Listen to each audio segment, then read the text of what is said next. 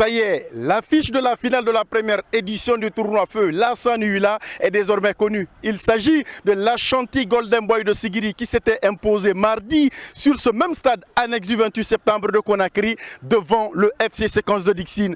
Un but partout lors du temps réglementaire. C'est pendant les séances de tir au but que l'Ashanti s'est imposé sur 5 tirs réussis contre 4. Ce mercredi, c'était au tour de la Flamme olympique de s'imposer sur le score de 3-2 devant l'ASM Mineur de Sangaredi.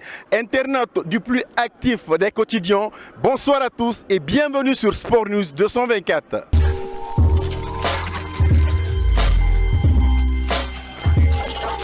Merci à tous de nous faire confiance et de nous suivre sur le plus actif des quotidiens Sport News 224. Ce soir, nous étions encore ici au stade annexe du 28 septembre de Conakry pour suivre cette deuxième demi-finale au compte du tournoi Feu Lassana Ullah. L'ASM Mineur de Sangaredi qui avait réalisé une performance exceptionnelle pendant les quarts de finale en s'imposant sur le score de 2-0 devant le Feu Star de l'Abbé était opposé cette fois-ci à la Flamme olympique. Et pour la grande surprise, c'est la Flamme qui s'est imposée sur le score de 3-2. Cette victoire permet à la Flamme de se qualifier pour la finale de cette première édition du tournoi Feu Lassana Ullah et la Flamme va croiser le feu à l'Ashanti Golden Boy de Sigiri. Nous allons dans un premier temps vous permettre de suivre la réaction des deux entraîneurs. On se reprend juste après ça.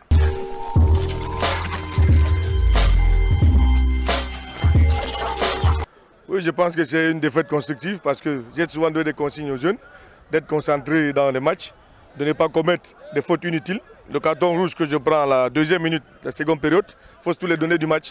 Pourtant, j'ai appelé ce joueur à la mi-temps, je lui ai dit il faut éviter des fautes inutiles parce que tu vas mettre ton équipe en difficulté. Je pense que c'est l'erreur qu'il a faite. Et puis on a pris le deuxième but, c'est une erreur individuelle. Plus un but qui est hors jeu. Bon, c'est le football, ça fait partie du foot. Je ne me plains pas, c'était un match de préparation. Je pense qu'on a encore des lacunes à régler. Et ça m'a fait du bien de jouer ce genre de match parce que l'intensité était très bonne. Il y a eu l'engagement de part et d'autre des deux équipes. Je félicite l'adversaire qui a gagné et nous allons continuer à travailler pour préparer le championnat.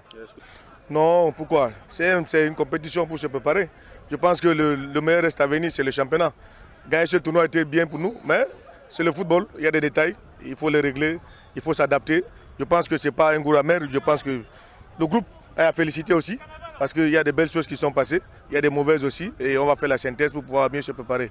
Merci. En résumé, c'est un match difficile pour toutes les deux équipes. Depuis la première mi-temps, j'ai dit ça à mes joueurs.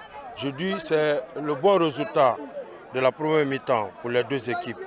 Donc, vous voulez gagner, il faut essayer de marquer et sans encaisser. Mais j'en fais le contraire.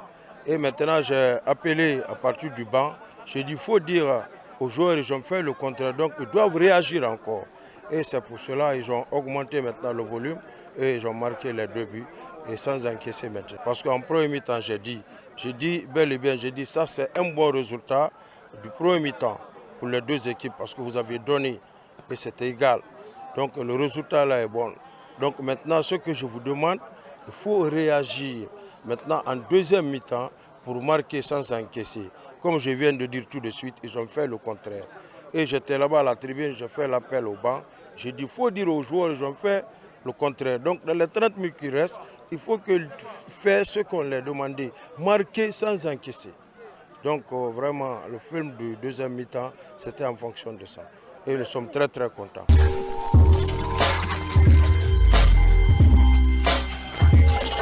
Il a été l'homme providentiel dans cette partie du côté de la Flamme olympique.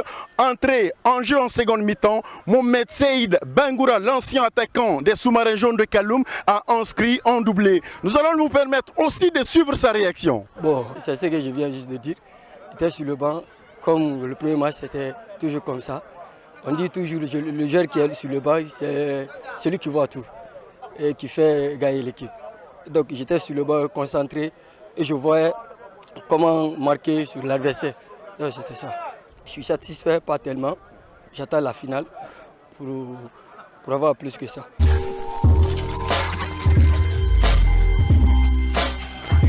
C'était tout pour cet autre numéro d'entretien fidèle internaute.